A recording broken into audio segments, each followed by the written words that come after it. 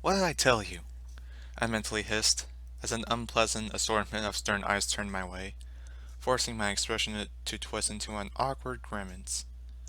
The grim, unimpressed fears that seemed to see the faults my happiness presented in my demeanor demanded otherwise, however. The whole room had that dull, lifeless atmosphere to it, despite the ambient decoration. A tiny radio that sat on the shelf just to the left where I'd entered gargled out ancient orchestral music that sounded more like a swarm of buzzing bloat sprites than whatever it had once intended to be. The crackling symphony shared the air with a damp, musky scent, as well as the dull hum of the lights as they flickered. The interior walls were covered by sheets of wood, one of the few places far enough away from any moisture to actually house the stuff without it rotting, and they'd gone and painted them the same dull gray as the exterior. In fact, the only damn thing that made anything in here special was a lack of rust. Under hoof, there lay an aged red carpet. Once it may have been something worth standing on. Now the color was faded and the scraggy fabric was just irritating. Not to mention the acrid smell caused by a horrible overusage of old detergents and carpet wash. The far wall was covered by a long row of filing cabinets, all neatly closed and ordered with metal plaques. In the wall to my left was the balcony, as well as a row of display cases containing the whole manner of useless junk. And somebody thought I was weird for having just a few. Then again, who isn't to question the leader of an almost perfect town? To my right, in the center of the room, was an old oak desk. Displayed neatly upon its polished surface were a few intricately arranged pencils, a pile of old office supplies, and a strangely precise hippocampus energies branded coffee mug.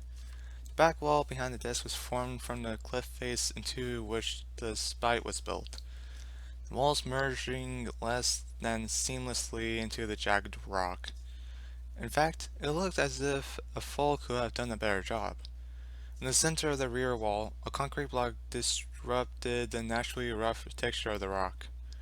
It was similar to those that marked the steel doors in the tunnels, yet it was far larger and held in its center a huge steel door.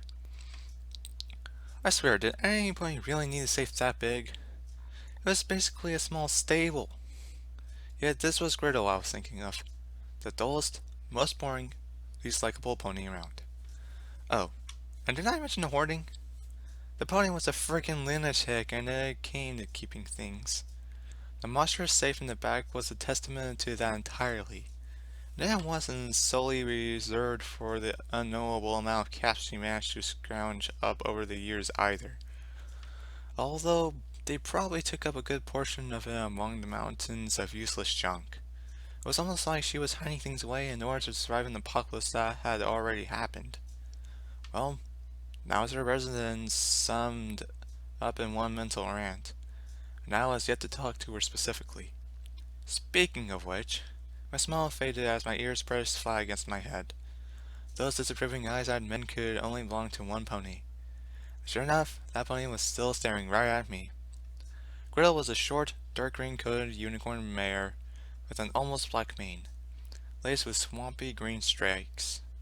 Her cutie mark was a sizzling grill, a quick slab of some sort of meat upon it. I never got that. How could she have a special talent in anything other than being a bitch? If anything, her flanks should be marked by a pile of useless shite or a picture of herself. Not that there was much of a difference. Even so, according to every pony in town, the hoarder had once had a knack for cooking radigator. I had another, more believable theory, however, supported greatly by the fact that the right side of her face was scarred, a hardened ridge of sheared flesh crawling through her sicky coat and rather conveniently in the shape of a grill. To put it simply, my theory was the stupid fricker had burned herself on the hot grill and got a cutie mark for it in the process. Rather a sizzling special talent, I had to say. I had to find not to smile again at the thought of that, lest I soured her gaze further. No matter what I thought of her, she was still the one with the caps, the jobs, and she ran the whole town. Although exactly how did those things she was beyond me. Standing behind her, beside the demi-stable door, were two security ponies. One was a cream-colored mare with a blue mane, and the other was a gray-colored buck. Both were earth ponies, and I doubted either of the lazy pair would even move. At that, I almost felt sorry for them. Any pony who was forced to spend the day in here, idiot or not, certainly deserved at least some sympathy. Yet they were not the only ones. Right beside Griddle was another pony. It was a larger unicorn, completely covered by black barding, his face encased in a similar dark combat helmet with that eye covered his eyes and left all but his dark mane, tail, and horn to the imagination. I had never seen him before. But then again, Griddle went through some personal bodyguards faster than the wasteland's chewed up ponies. Today's model must have been this, and it was certainly more intimidating than usual. Yet he did not scare me. In fact, my attention was focused strictly on the sides. And not for the reason most bucks were blessed with it. I had to fight back the urge to lunge at the magnificent magical energy weapon that was holstered there, the likes of which I'd never seen before, not even in pictures. Unfortunately, the holster covered mostly of it. The black metal emblazed with a strictly glyphic pattern as well as the symbol of an 8-pointed star. His barding also bore that symbol over where his curing mark should be. As I regarded him, he seemed to notice me, glancing over without a word. At that moment I had a feeling a pair of eyes were looking at me in far more detail than I liked from behind that visor. I really hated it when ponies did that without my approval. And even when he looked away that irritated lingered, there were, however, exceptions to that rule, one of which was standing before the desk. The large grey buck was still wearing his heavy underbearing.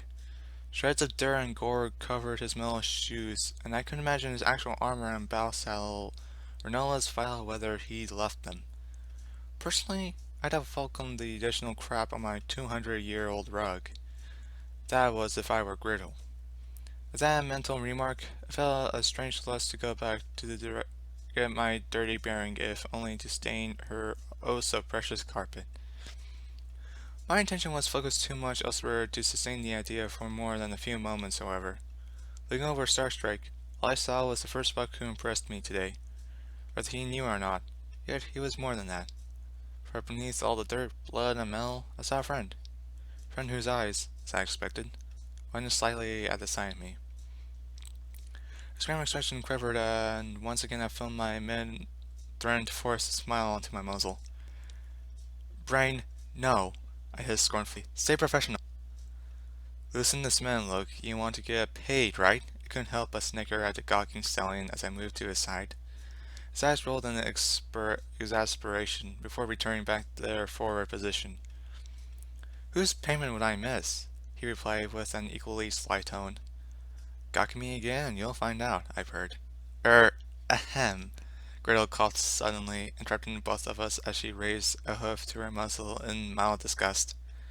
She looked at us closely for a moment, her eyes scoring every detail. Wow, hungering for shite and the sight of 2 ponies that aren't your tinfoil guards?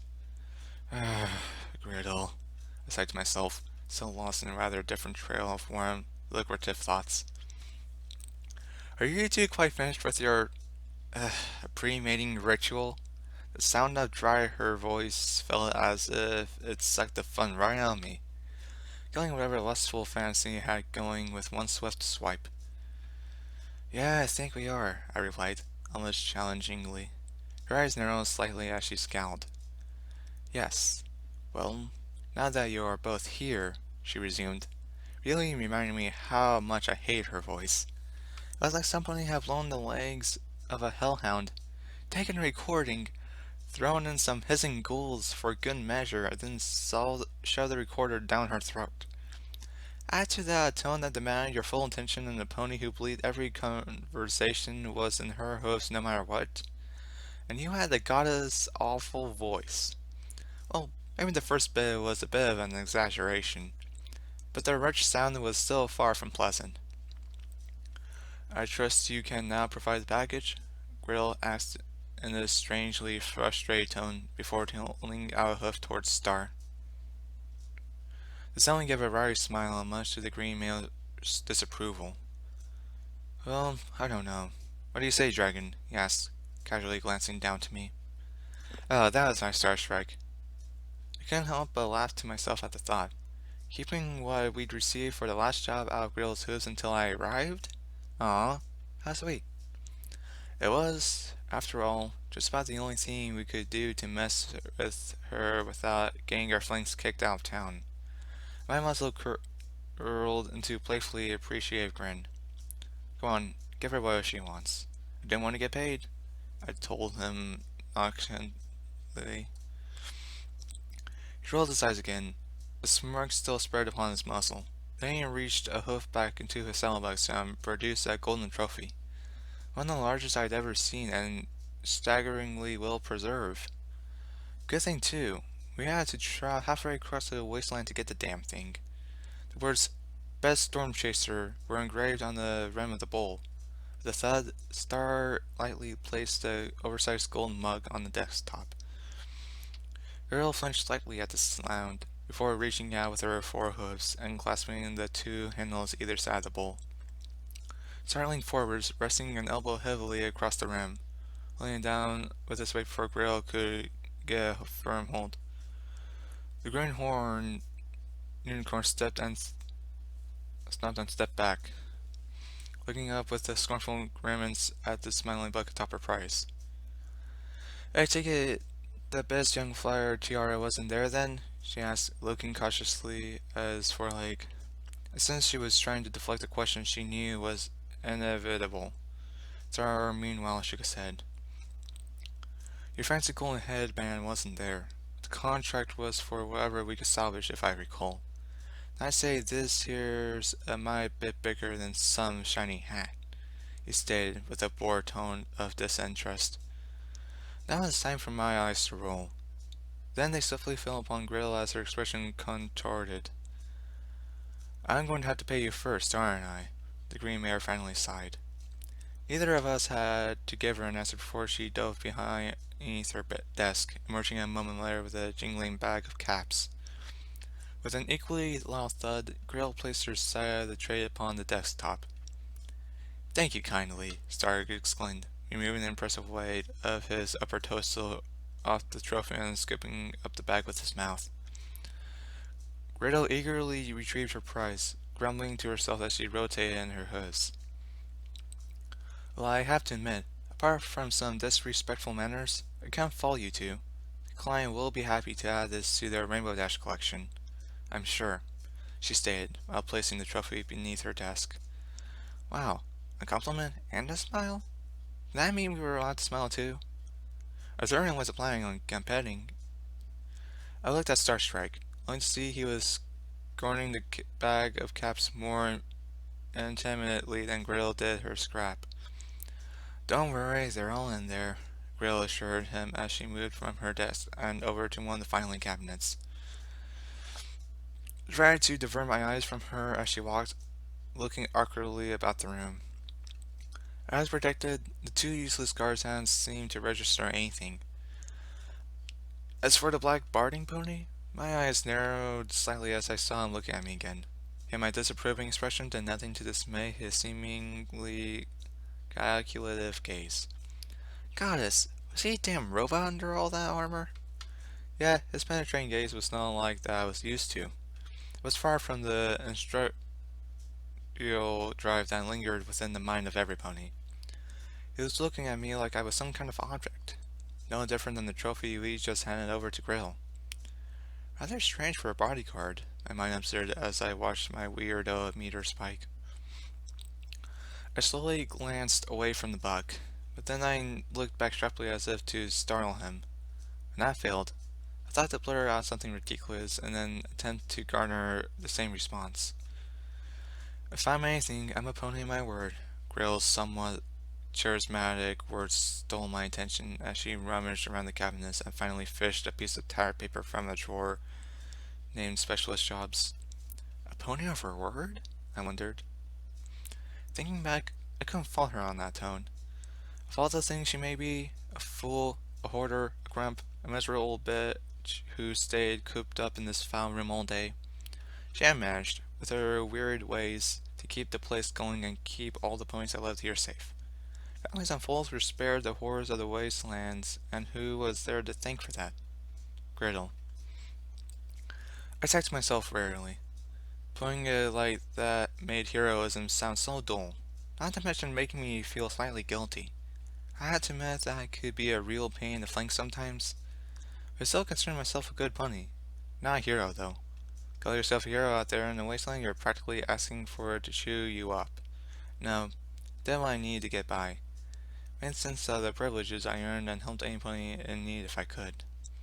Hey, look at me. I was opening up to, well, myself. I mean, no pony other than me could hear these confessions, right? I certainly hope not. Getting my thoughts back on track, Grill never lied to us. Maybe she was as obsessive compulsive with being truthful as she was when it came to hoarding things. Wishing to leave the mental topic in the dust, however, I softly turned to Star. Come on, you know they're all in there, I told him jokingly, and he looked at me as if I dragged him back into something he tried to escape. Oh, I see, you just wanted a way to ignore Griddle. Damn, why didn't I think of that? I murmured to myself as Griddle trotted back to her desk. I've been keeping this one for the past week, she muttered, glancing up at Black Barding Pony before turning her eyes downward upon the piece of paper suspended in the green aura before her. It's another job for you two if you want it, she said, placing the tattered paper on the desk.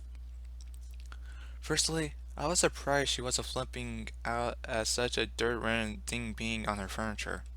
Regardless, the prospect of another job so soon was both intriguing and something I couldn't quite bring myself to care about. We got back from that stupid trophy fetch quest only last night. In fact, after falling asleep the moment I got back, all I done was got dressed, had a shower, then came here. I had not even cleaned my barding yet. Yet, if we were out on the job again, I wouldn't have to. Vigorously, anyway.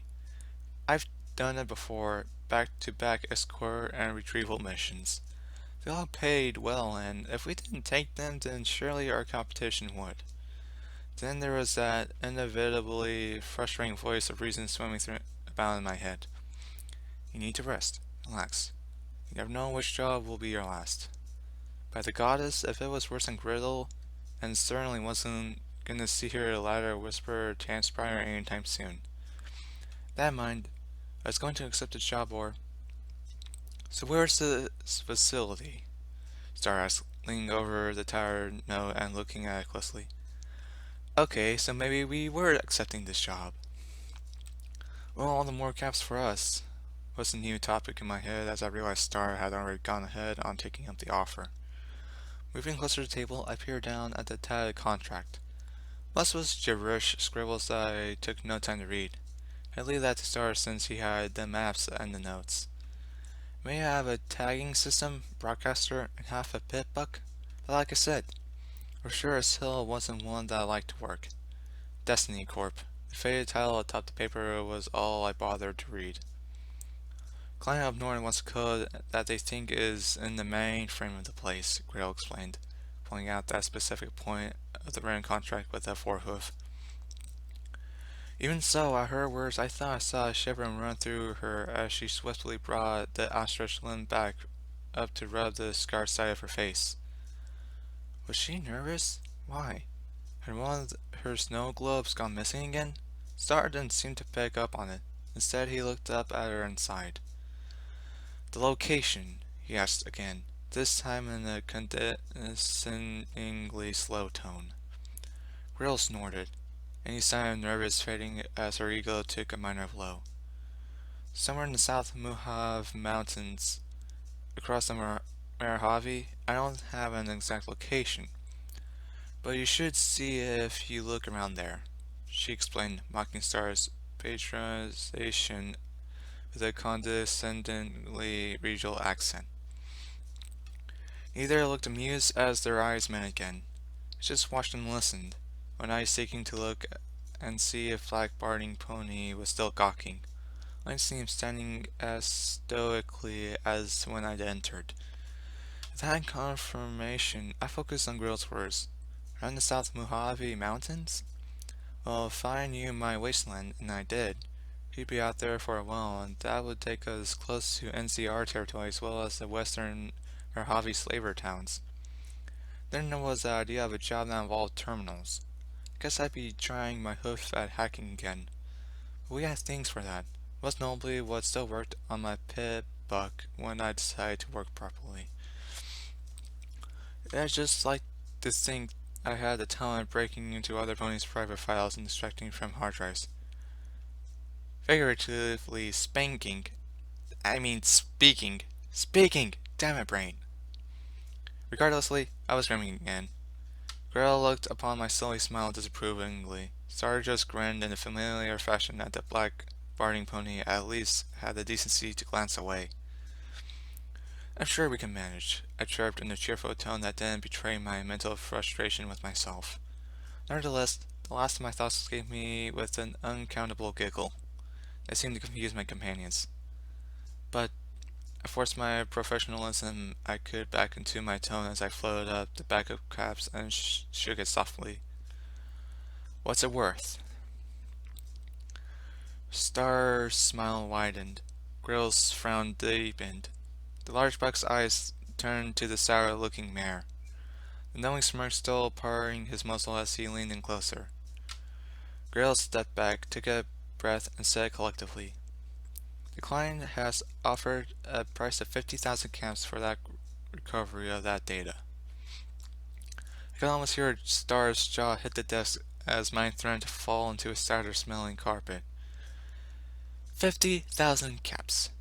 Frick yeah, we were doing this job. There was no way I was going to let any of the others have it. Then again, this was the Laceland and a client. Why so much? And why wait for us to get back? I questioned, leaning forwards and raising an eyebrow as I sat down the back of Caps. Star seemed to recover at that, and instantly gave me a look that undoubtedly said, "Please don't frick this up." All I gave him in return was a confident smirk, thinking partly about how responsible I must look to him right now. Girl looked at me curiously. She certainly didn't expect me, a lowly merc, to question the amount they were getting paid. Despite the fact I considered myself one of the smart ones, she opened her muzzle, then closed it again when she ruminated upon whatever it was that she might have said. I once again saw that hint of nervousness in her expression.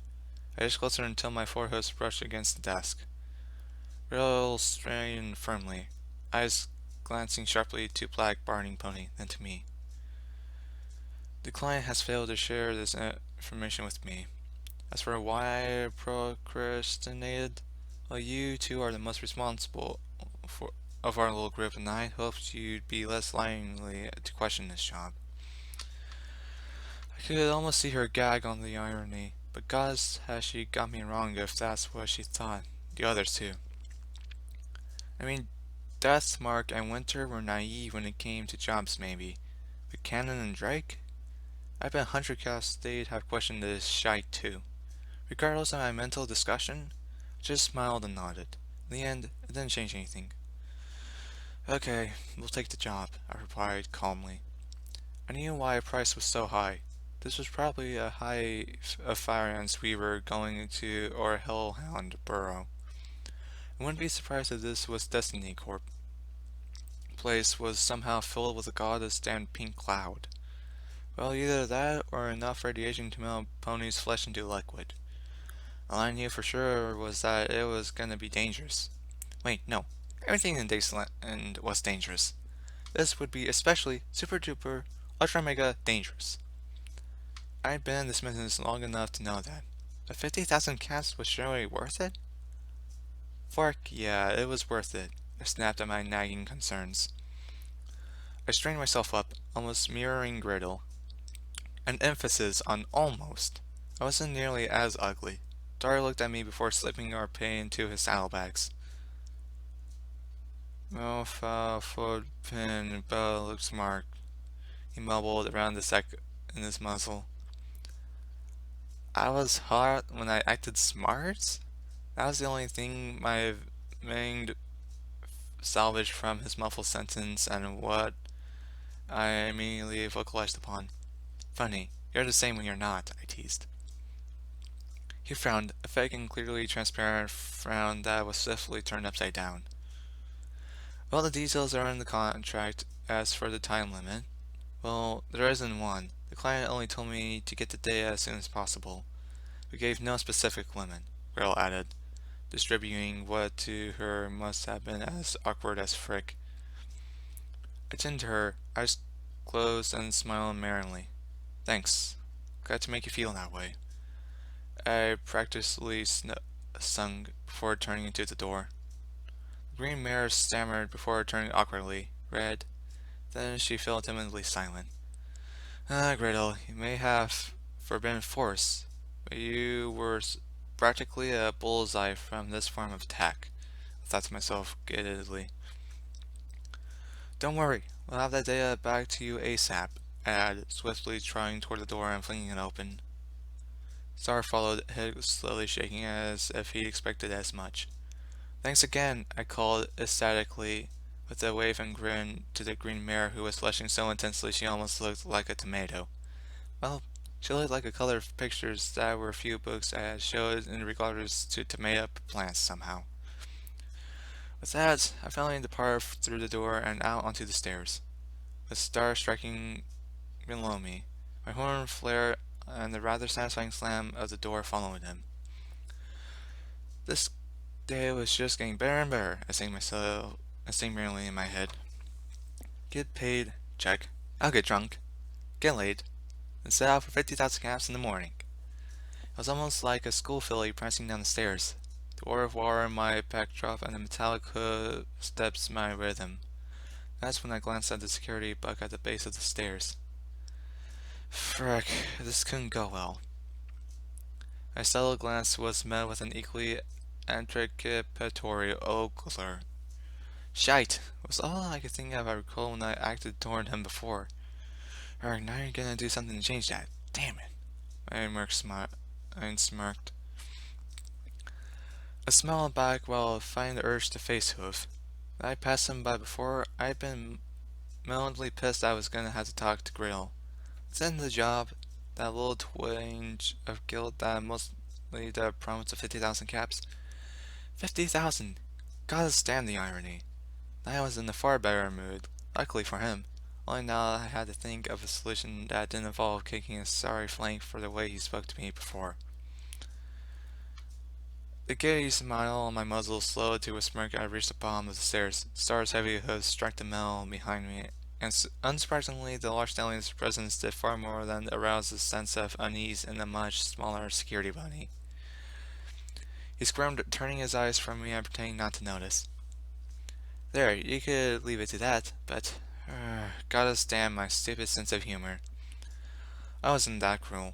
Well, not on the eve of a payload, I wasn't. I looked back to Star. Hey, how's about you get that shite off? You look like a frickin' zombie, I suggested, pointing to his still awfully dirty attire. He looked back over his wide shoulders as if hurt by the suggestion. Then he raised his eyebrow curiously. I'll bet yours is no better, he countered. Touché, I mentally sighed to myself, my expression falling flat. At least I had the decency to take it off, however, and take a shower. Just go take it off, Star. I'll meet you at Willow's in about an hour, I told him dryly.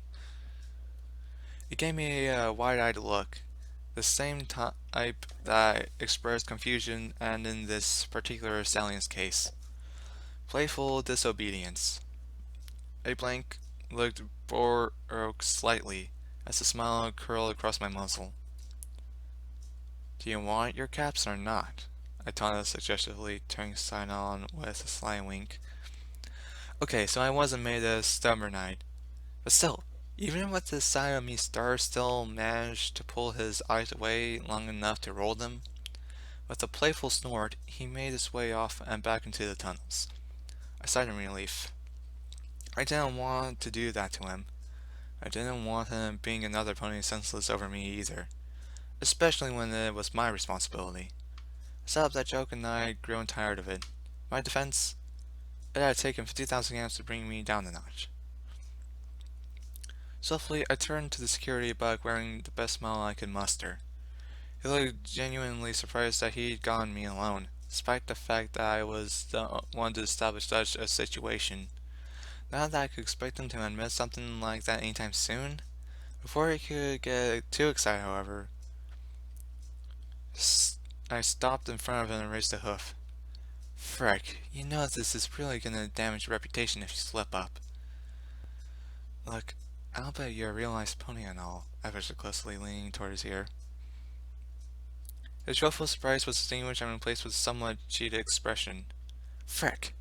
Why did it have to be in such a good mood? Now he was looking at me as if I was the one underneath. Figuratively speaking.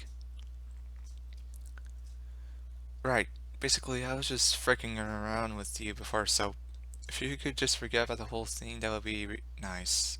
I explained swiftly, my friendly expression replaced by my pesky, pretty pleasant face. His disappointment soon turned into a smirk, then an arrogant snort. Well, I tried to be pleasant, and he should know better. My eyes narrowed dangerously, eyes slanting, I leaned in close, my muzzle almost touching the side of his head. Take me up the offer, I'll give you far more than a good time you're after, I hissed sharply. Now it's my turn to grin at the stallion's face fell flat as he gulped over so subtly. He leaned back smiling and cringing pleasantness. Well, I've been seeing you now, I declared happily before swiftly trotting away. A long moment of listening for a hostess following after me later, and I let out a long breath of relief. Well done, Dragonfire. Nice little sexual crisis averted. That was if that guard knew what was good for him anyway. That settled, I had now about an hour before meeting Star. That was if he was regularly on time. Moved over to the rail and looked over the churn below. From over the cliff I could see the red rays of the desert sunset illuminating the cloud over the sheet of fire from below. Beneath me, the town basked in what little light of the overcast sky and stone depression would have allowed to grace them, only to be marked by the vast amounts of sunlight received by the radio tower high above. The ponies went about their business and splashing around as if the beasts in the water below since it was almost feeding time. Almost perfect, I sighed, leaning on one of the rusted railings. Well, at least it wasn't raining. That was about the only thing we had to worry about down here. That and the damn frickin' rat roaches. But they were a problem just about everywhere. Just in daylight's gradual deepening into the ever-darkening twilight suggested the end of another workday. The stores of churn were closing, and many planes were retreating into the many tunnel entrances that dotted the sinkhole. I had to move to let several by me as I watched. A buck, companioned by two mares, the last of which was the young Colin filly. I tried not to look at the platter pair too much. Bulls and all the mushy side of sex were not for me. Not that it could be. Shut up, brain, I warned dangerously. This time my thoughts then continued to pester with me. I would rather not think about. And when the group of ponies was out of sight, I managed to loosen up a bit. Still, I need distraction. Shops? Much for closing night, I already had about everything I needed. Might as well use what we found during the last job to supply our next one. If this course of action was inadvisable, Star was get and sorted out. Did I check out the clinic or apothecary as Bone Marrow like to call it? Nope. I had enough healing potions and gems from the last job too. The only thing wrong with me besides being a pastel-colored pony living on a post-apocalyptic shithole was a lack of booze and sex. But both those affections would be cured soon enough. Once again at Starstrike's hooves. And there was Will's. Well, my stomach gave a sudden grumble. Yeah, Will's it was.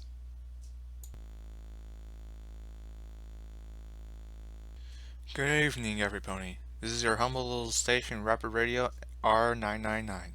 So close to perfect, it hurts. The crackling buzz of the speakers caught my ear as I sat at the bar, the wild mare's voice a break in the low din. I really couldn't fault that filly upstairs on determination, knowing full well it wasn't the bar speaker system that was making the reception a tad rusty. So how's everybody doing on this fine evening? Having a good old time in this dust bowl we call the Southwest? Well, let me tell you that if you're safe and cozy in your home and enjoying yourself in some bar, the moment she said that I felt my ears flatten and timidly diverted my attention from the long narrow of concrete barricades that was the counter before me. I have a little Equestria. It seems an unfortunately high amount of raiders have been pouring across the desert and appear the vile creatures have some sort of deal with the slavers up north. Not that any decent pony in those parts will have any chance of changing how things are run up there. As her broadcast continued, I found myself coming out of the mild cocoon of embarrassment that her witty comment had forced me to crawl into, and once again my ears picked up. There was something going out there in the desert. I considered myself a pony who needed to know. Word is that Bugtown was hit last week by a small band of the scum, and I have reports of even more incidents moving up towards Crossroads. Now, as the news, there's also reports of the Steel Rangers up in the region hindering travel and stopping caravans. Y'all know that those tin can ponies can be like. I know not one of you is thinking anything they're up to is any good. Not even that little war they've still got going on with the rest of the scum coming out of Crimson Springs. Then there's ghouls coming up out of Sheen. Now I know what I said about knowing how to distinguish a pony from a typical zombie, and let me tell you that any pack of rotting flesh on host coming up out of that glowing place would definitely take your leg off sooner than that start a conversation.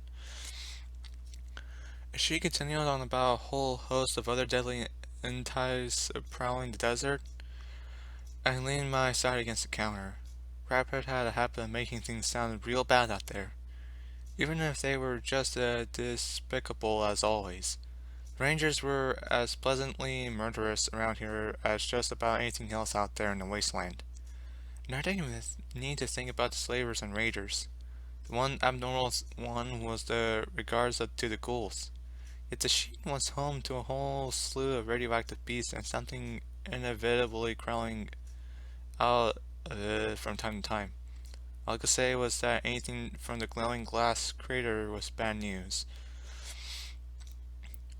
So what's the little favor I'm asking of you, my little ponies? Rapid's voice went on from the crackling radio. Well, if any of you have to go on traveling up that way, then give all those abominations good flank kicking from little me. And if you don't have to travel up that way, then just think about how lucky you are. Now that I've got that out of the way, I'll let you fine folks get back to your music. Now, once again, big thanks to the ponies downstairs who were and out there giving some more variation when it comes to songs. So here's a new one for you all. It's a sweet bell with "The Dark Days Are Over." Voice crackling out of the sharp pop before being replaced a moment later by that of that gorgeously sweet mare. Was magnificent as she could sound on the radio of such a shitty standard, but the goddess, she was so close to perfect it hurt. And as for the big things, snorted subtly. Well, let me guess. Gold Saber and Sawblade? No. Tinbits and Sepia? As the faces of my competition went through my mind, I couldn't help but laugh slightly. They'd all missed out on the 50,000 caps contract that had been sat under their muzzles for the past week. As a witty smile dawned upon my muzzle, I turned back to face the large concrete block that separated me from the orgy of boots displayed on the shelves just before me. The smile faded as I once again realized they were just out of foe's reach. Beneath my rump was a metal plate, topped with a less than clean cushion and supported by a piece of rebar that protruded from the side of the concrete block. The same pattern of stools continuing all the way along the blockade, ending at the far wall where the corrugated iron walls of the shack met the jagged stone of the cliff. Once again, they merged less than seamlessly into the natural surface. Pressed against the back wall of the stage, behind which was a concrete bunker similar to Grill's demi-stable. This one, however, wasn't a frickin' fortress. Instead, it was covered by a pair of ratty green curtains, which were dozed and wore from the dripping cliff face. Behind it was the room labeled Fun, just as a flickering neon sign displayed over the door to the left of the stage boldly suggested. Well, at least ponies around here use their bunkers productively. One was a wall full of useless shite, the other a brothel. Oh, that one bone marrow had in the back of the clinic was full of refrigerated gems. The right wall of the room was lined with makeshift scene booths, like those of the pre-war cafes we'd occasionally find out in the wasteland. Yet these were, like everything else around here, made from a combination of concrete blocks and rusted metal. The tables between the seats were painted sheet metal which sat atop a lonesome iron frame. The seats were made more comfortable by dirty cushions. Spilled booze, sparkle cola, sweat, piss, gods know what else had been some kind as to bliss those cushions. That's why I made more of an effort to sit at the bar if I could. Not that the cushion under my haunches was any less dirty, there was just less material to be marred by such filth. To my left, opposite the stage, was the door, above which was a mangled bell that sounded more like a dying songbird whenever somebody entered. The sound that showed up behind it was the radio filling the bitter, alcohol-smelling air with the crackle voice of Sweetie Belle. Ironically, beneath it was a dusty old jukebox. Personally, I was slightly insulted by it. Robert tried so hard to give us that radio, and the combination of admiration and the fact the cool blue coated mare was kinda cute garnered her my respect. Still, there were songs on that old jukebox that she didn't have, the likes of which made me feel a bit warm inside. One thing was for sure, none of it was as mind-numbingly boring as that orchestral shite. The damn sprite balls blurred in their internal crusade to cross the desert. Looking to the flickering jukebox, my eyes surely came upon the opposite end of the concrete bar. There a hinge slab allowed entry, and the sign that once said "Beware of Dog" had been changed to "Beware of Fog," a reference to Foggy, Villa's private bartender, and Muscle. Yet none of the crowded room really caught my attention, save for the stage, that is. It was surrounded by lusty stallions, and, to my admiration, a few mares. Their eyes were all wide and jaws dropped as the sunset orange mare with a yellow mane and blazing flower cutie mark danced about a pole in the tight, fitting leather sex wear. Ultimately, she'd drawn my curious eye more than a few times already. My liking both fillings and coals ensured I'd never be without eye candy. Besides, they never show stallions up there anyway. Whoa, Dragonfire, you can't go looking up some pony's rear, my mind scowled, recalling the situation inside of this bit, and preferring not to have a repeat of it. As much as I recited that idea, I managed to regain my thoughts. The fantasy of what I'd do to Starlayer was enough in the way of bait to get my mind back on track and the shake out of my head. Moments later, I moved my eyes into the bar where on the side of me Rose the pony sat. Those sat there were either much soberer or out of it completely. It was lucky for me one such mirror and $2 that Foggy didn't really take interest. Ah, good morning, Miss Dragonfire. I jumped slightly as Mr. Handy's tinny voice rang into my ears. It was indescribably annoying. His artificial tone had been designed to mock that posh accent of a pre-war upper-class Camelot pony. My fright nearly caused me to fall on my chair as I realized that it was the scouring of the room. I failed to notice Foggy approach. Recovering, I leaned forward, looking at the hovering thing dissatisfiedly, only to be met by a lone red eye atop a long stalk. By the gods, his accent even made a blind, unblinking eyeball seem annoying happy all the time. I groaned wearily. The robot's irritatingly good mood didn't change. In fact, the positivity radiated from the metal case more so than the radioactive glow did from the sheen. Hey, why the long face? As if you don't mind me asking, the robot questioned, flicking one middle arm as if it seems witty. Haha, funny joke. I've heard that 1,000 times before, you buckets of bolts, I snorted mentally. All the while there was a long pause, my boredom and hunger battling against his overly charismatic charm. And what felt like an unwarranted surrender, however, I finally opened my muzzle. I was starving and I forgot Star still has all the caps, so I have to wait until he shows up, I said with a pout. Wow, you're a real bitch when you're hungry, was all I could imagine the robot's irritating accent saying in response. But he just continued staring at me with an overly happy eyeball. Then, with a roar of his underslug thrusters, he moved back. Oh, I'd be soiling Willow's good name if I left an honest customer to sit around dissatisfied, he suddenly declared, reaching down into a chipped old fridge below the alcohol-laden shelves.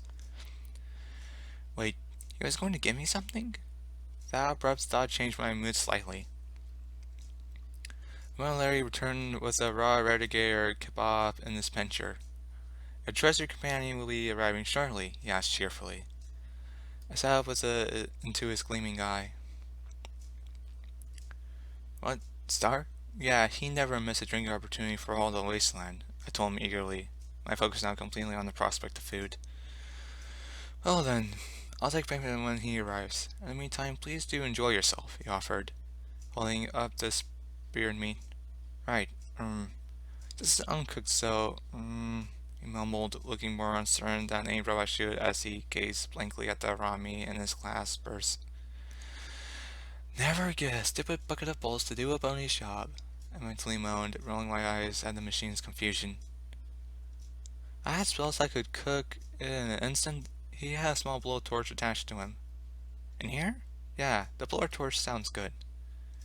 Give it here, I told the puzzle contraption, lifting the kebab from his grip.